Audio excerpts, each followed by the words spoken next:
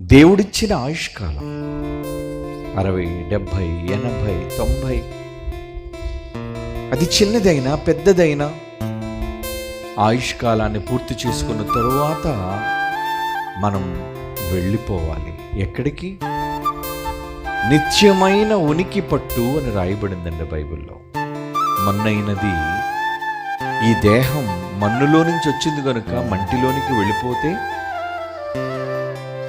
ఈ మన్నును బ్రతికించిన ఆత్మ, అది శక్తి, ఈ మంటిని విడిచిపెట్టిన తరువాత దేవుడున్న లోకానికి వెళ్ళిపోతుంది. అది నిత్యమైన ఉనికి పట్టు. అంటే భూమి మన ఉనికి పట్టు కాదా? కాదు. భూమి సొంతమని ఒక భ్రమలో ఈ మానవ సమాజం బ్రతుకుతుంది. కానీ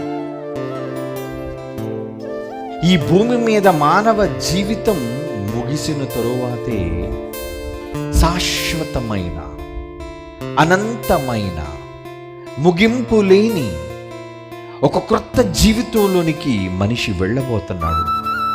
అది ఎన్నడూ చూడని ప్రపంచం,